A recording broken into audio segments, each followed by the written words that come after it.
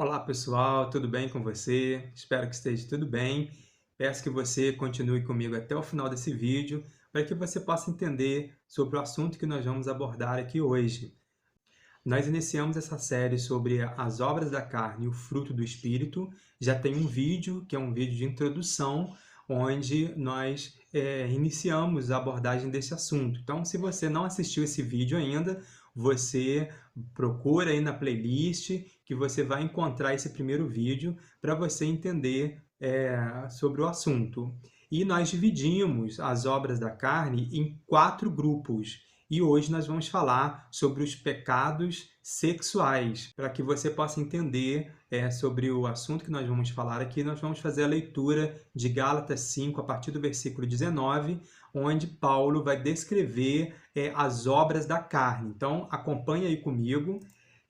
Diz assim: Ora, as obras da carne são conhecidas e são imoralidade sexual, impureza, libertinagem, idolatria, feitiçarias, inimizades, rixas, ciúmes, iras, discórdias, divisões, facções, invejas, bebedeiras, orgias e coisas semelhantes a estas. Declaro a vocês, como antes já os preveni, que os que praticam tais coisas não herdarão o reino de Deus. Então, Paulo, ele é bem enfático aí, ele vai falando, vai descrevendo as obras da carne, e ele deixa bem claro que quem pratica tais obras não herdarão o reino dos céus. Como nós dividimos em 4 grupos, esse vai ser o primeiro grupo que nós vamos falar, que é sobre os pecados sexuais. Então, nós vamos pegar a parte do versículo lá de Gálatas 5,19, que diz: Ora, as obras da carne são conhecidas e são imoralidade sexual, impureza e libertinagem. Então, quando Paulo ele começou a relatar essas coisas, ele começou a mostrar para nós o que eram as obras da carne. É importante eu dizer aqui que essas obras da carne, as imoralidades sexuais, principalmente, na maioria das vezes, ela é uma coisa muito pessoal, ela começa a acontecer de uma forma muito obscura, muito escondida, onde não é, às vezes, visível para todos. Mas as obras da carne, na verdade, elas começam a evidenciar na nossa vida, começa a externar. Então as pessoas começam de uma forma muito sutil, como grande parte das coisas começam na nossa vida de uma forma muito sutil, e aquilo começa a crescer dentro da gente de forma que a pessoa começa a perder o controle sobre a situação. Então, por isso que quando a gente vê coisas muito escandalosas, pessoas que estão cometendo atos mais visíveis, elas também começaram de pouco, elas começaram de atos muito sutis, de coisas invisíveis, de coisas que não era possível identificar rapidamente. Só que essas coisas, elas, de fato, elas vão crescendo. E as questões da imoralidade sexual, elas começam a acontecer na nossa vida como se fosse vício. Então chega um ponto que você não consegue mais controlar, que você não consegue mais parar, e as coisas começam a externar, começa a ficar muito visível para todo mundo o tipo de prática que você tem cometido. Quando Paulo relata sobre imoralidades sexuais na carta de Gálatas, essa palavra imoralidade sexual ela vem do original grego, que é porneia. E essa palavra porneia ela é um agrupamento de várias coisas, de vários atos, e que nós podemos relatar aqui como o adultério, a prostituição, o homossexualismo, a fornicação, a masturbação e o incesto. A imoralidade sexual, na verdade, ela é o ato de se satisfazer sexualmente fora daquilo que Deus criou, fora da ordenança que Deus criou, o fundamento da família, que é o casamento.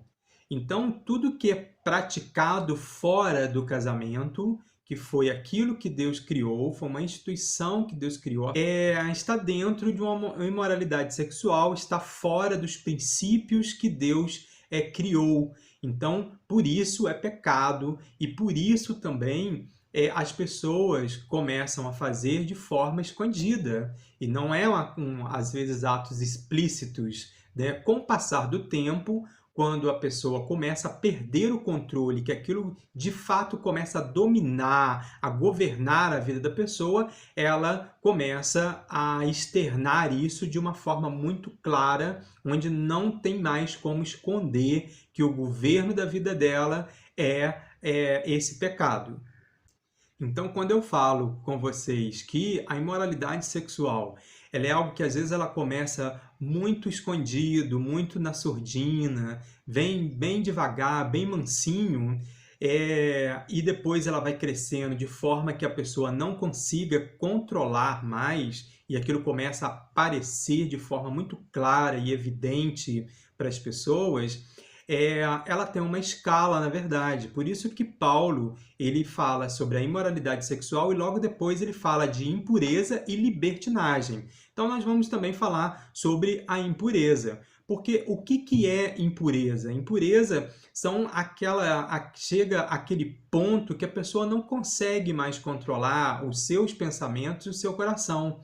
Então, tudo que ela fala tem uma conotação sexual, tudo que ela fala leva ela a pensar ou a agir de tal forma, então o sentimento dela faz isso. Então, se ela vê um objeto, se ela vê algo, ela pensa em alguma coisa relacionado a sexo, e vai acontecendo dessa forma. Então, se ela conversa, qualquer tipo de conversa, ela leva para esse lado, ela termina desse lado. Então, é algo que começa a dominar de tal forma que a mente, o coração e o ato dessa pessoa começa a ficar totalmente comprometido e começa a gerar essa impureza na vida da pessoa. A impureza, ela indica a profanação da personalidade de uma pessoa.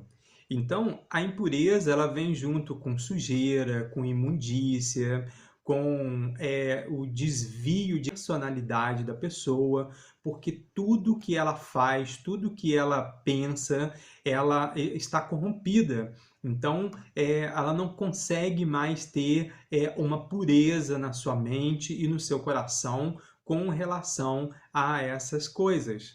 E o último ponto que Paulo fala, né, dentro dessa questão de pecados sexuais é a libertinagem.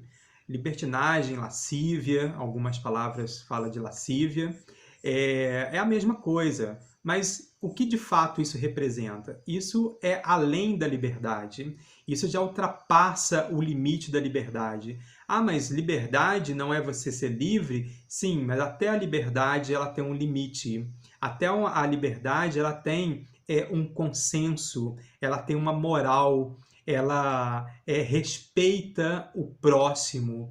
Então, a libertinagem, a pessoa ela já ultrapassou o limite da liberdade, ela não consegue mais ter controle e comando sobre nada, ela começa a agir de forma muito profana, de forma muito promíscua, e de forma que começa a agredir até o seu próximo somente pelos atos que ela está fazendo, porque é algo que começa a quebrar os princípios e a moral. Então, é algo muito mais profundo e é onde, às vezes, a pessoa já se encontra no fundo do poço, onde a pessoa ela não consegue mais o controle geral da sua mente, do seu corpo e do seu coração. Nesse ponto, as intenções da pessoa ela começa a ficar totalmente deturpada. Ela não consegue mais ter boas intenções, tudo está relacionado e com conotação sexual. Então, essa pessoa, qualquer ato que ela faça, está ligado a isso, ela não consegue mais imaginar de outra forma. E às vezes a gente pensa que isso é uma bobagem, muitas pessoas passam por problemas na área sexual, muitas pessoas passam por distúrbio em suas vidas com relação à área sexual. Por quê? Começa, às vezes, vendo algum filme, vendo algumas imagens, são atos pornográficos, são pornografias, e ali na surdina, no seu celular, no seu computador, e isso começa a crescer dentro de você. Depois disso, a pessoa não se satisfaz mais dentro do seu próprio casamento e começa a achar que o problema está no seu casamento ou está na pessoa que ela se relaciona e começa a buscar essa satisfação com outras pessoas, fazendo com que isso se torne algo incontrolável. Então, as imagens, vídeos que às vezes as pessoas veem e elas começam a achar que aquilo está faltando na vida dela. Devemos lembrar aqui que Deus não criou o homem para se satisfazer a si mesmo. Deus criou o casamento para que o homem possa satisfazer a sua esposa e a esposa possa satisfazer o seu marido. E não é simplesmente para que você se autossatisfaça. Então, quando você pega a questão de masturbação, pornografia, você está se autossatisfazendo, o que, diante do que Deus relata na sua palavra, é um pecado, sim. Então, por isso que a gente tem que tomar cuidado. E hoje nós temos muito a televisão, são novelas, são vídeos, são filmes, são séries, e você vê que isso vai chegando de uma forma muito sutil na nossa vida, vai chegando de uma forma, vai sendo oferecido de bandeja e, a princípio, às vezes, uma grande parte do que ainda tem a noção de princípio, a noção de certo e errado, começa a ver aquilo com um pouco de repulsa, mas continua vendo e aquilo, com o passar do tempo, vai se tornando algo normal e algo mais aceitável e onde as pessoas começam a dizer que se você não aceitar aquilo, você é velho, você é quadrado, você está fora de uma realidade, isso era coisa de muitos anos atrás. Só que a palavra de Deus, ela não envelhece, a palavra de Deus ela não passa do tempo, ela é atemporal, então ela não fica obsoleta, ela não precisa de reforma. Nós, na verdade, é que precisamos de voltar ao início, de voltar ao princípio e entender que a palavra de Deus ela nos orienta para que a gente não caia nessas situações, para que a gente não caia nessas armadilhas que o mundo prepara para nós. Não pode ser normal você ver crianças de 10, 11, 12 anos dizendo que já quer namorar ou que está namorando. Eu já conheci alguns casos onde crianças de 11, 12 anos estavam namorando e levando a namorada em casa não, para casa e dormindo com a namorada. Gente, 11, 12 anos... eu não sei vocês que estão me assistindo, mas acredito que as pessoas que nasceram até 80, 85 viveram de uma forma muito diferente, onde 11, 12 anos ainda era uma criança, como de fato é hoje. Só que a gente vê que essa infância ela está sendo perdida, ela está sendo roubada e estão sendo inseridas outras coisas, antecipando muito essas questões nas nossas crianças. E isso acaba trazendo uma disfunção na vida dessas crianças, dessas pessoas. Por isso hoje nós vemos tantos casos de crianças já novas, né, com 15, 16 anos, que ainda é criança, não é adulto, são adolescentes, mas com problemas psicológicos, com depressão, com ansiedade, de tanta coisa que está sendo inserido, não respeitando o tempo certo para que as coisas aconteçam na vida dessas crianças. Então, isso traz problemas, isso traz dificuldade para essas crianças. As crianças não estão preparadas, não estão maduras o suficiente para entender de certas coisas. Então, tudo tem o seu tempo. Lá em Eclesiastes 3, A palavra ela começa a falar sobre o tempo, e lá diz que há tempo para todas as coisas. Então é importante que o tempo seja respeitado na vida dessas crianças também.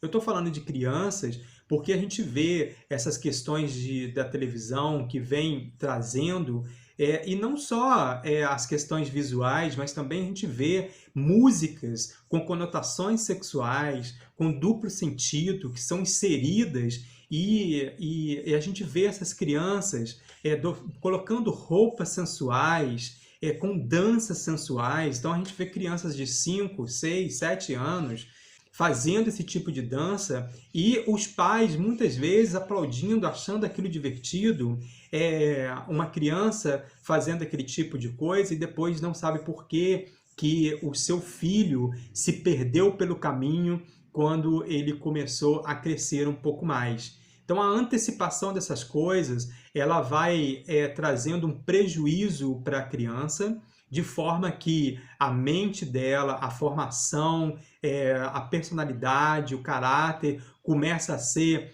distorcido, e ele começa a ter uma visão muito diferente do que deveria ter de fato. Outro dia eu estava assistindo a algumas notícias, alguns noticiários, e passou na minha rede social uma reportagem falando sobre a Turma da Mônica. A Turma da Mônica, na minha época, era algo que a gente lia para poder se divertir, era um gibi, tinha histórias legais e era até educativo. E nessa reportagem que eu estava vendo, a Mônica saía do banho enrolada em uma toalha, e de repente ela abria a toalha e tinha um pênis na Mônica. Gente, eu não sei mesmo mais qual é a intenção dessas pessoas, porque isso não passa, para mim, não passa nenhum tipo de educação para as crianças. Eu acho que esse tipo de coisa deve ser feito diretamente pelos pais, deve ser monitorado pelos pais.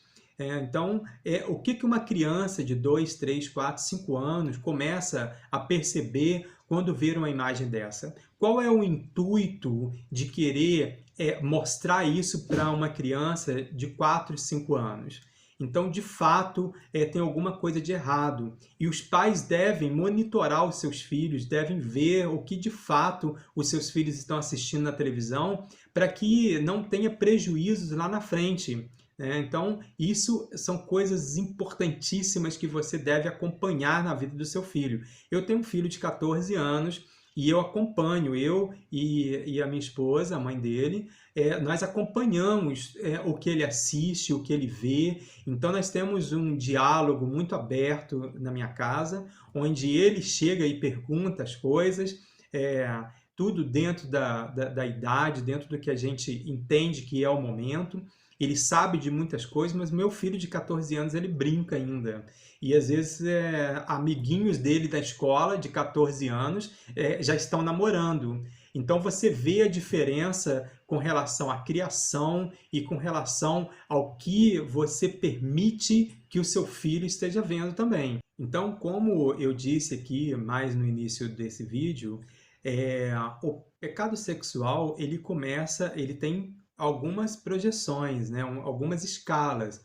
E ele começa de uma forma muito sutil, muito pessoal, escondido, na surdina.